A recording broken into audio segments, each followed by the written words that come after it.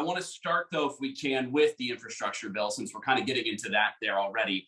I want to ask you about your role in this in regards to Arizona. Typically, it really benefits a state when they have their senator at the center of a massive negotiation like this.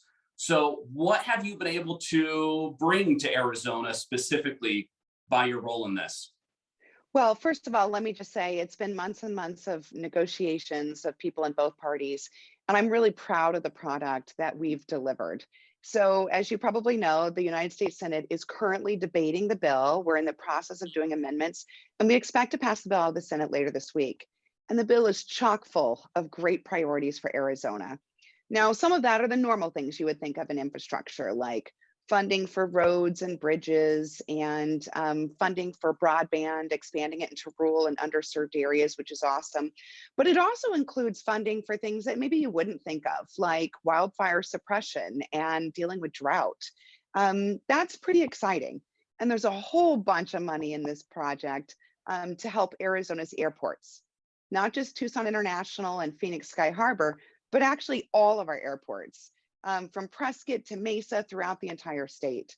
So the bill has a lot of priorities for Arizona because our needs are pretty significant. And I've read through as much as I can of the bill. It's obviously 2,700 pages. A lot of it is talking about big projects, roads and bridges, and creating that funding, but it doesn't necessarily list the specific projects. You talked about airports there. Can you think of a few other things that would specifically impact an Arizonan that that this budget's going to go for? Yes. So one of the things we worked really hard to get into this package was particular funding for Western water storage. That sounds kind of wonky, but really what it means is protecting the water supply for Arizona. Now, all of us know in Arizona, after living through decades of historic drought, that having our water supply protected and ensuring that water is clean, drinkable, and usable is really critical. And that's something we fought really hard to get taken care of in this legislation. So that's one example of something that's particularly important to Arizonans. It's $1.2 trillion. It's expansive. It talks about, just that, all these different things. But it's not the $3.5 trillion bill that the president originally wanted to cover things like, healthcare, education, childcare, climate change. You're a big reason why that bill isn't going to happen. And this bipartisan bill is being discussed. Why focus on this bipartisan bill instead of going with party lines and trying to get that $3.5 trillion bill passed? Well, Steve, my experience over nearly 2 decades of doing this work as a legislator has shown that bipartisan efforts have lasting effect. When you pass legislation that's supported by both parties, that's how it sticks and how it stays. And one of the dangers, I think, of legislating everything on a party line is that you see this ricochet back and forth between Democratic versus Republican policies. And that's not good for our economy. It's not what the Arizona people want. And frankly, it's not good for policy. It doesn't create lasting policies that make a difference in people's lives.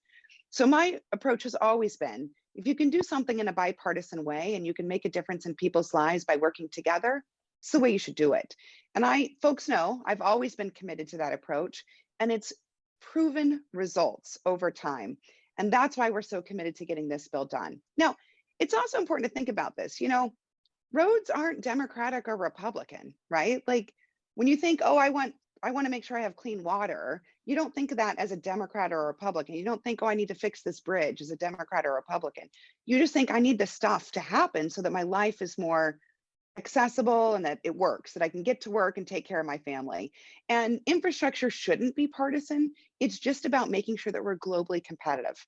And as we face a growing threat from countries like China, as we head into this next global, the global fights around who's going to be in charge of our global economy, we want to make sure we're not behind the 8 ball.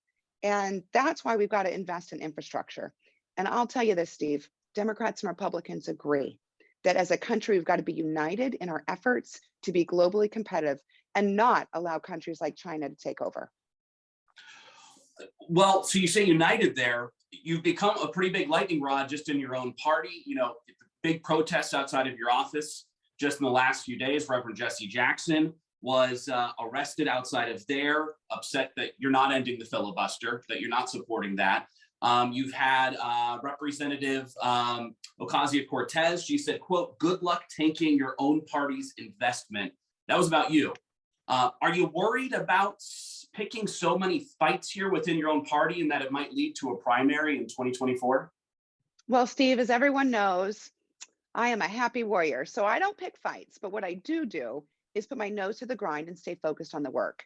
And I believe, as has been true throughout my career of really being honored to serve Arizona in a variety of legislative jobs, that if you do the good work and you deliver results, the voters will decide about whether or not they'd like you to continue serving. And so far, I've been able to show results that have made a difference in people's lives. And I'm going to keep doing exactly that. All right, Steve, thank you so much. We have to rush Kyrsten to a vote. Sorry, Steve, I have to go Okay. vote on my bill. So Yeah, I was I gotta okay. head Sounds out. good. I was going to ask about Gold Awesome. Star. I apologize we couldn't get to it. Yeah, I apologize. But we'll do it another time then. Okay. Sounds good. Thank you. Appreciate it. Bye. Okay. Thank you. Bye-bye.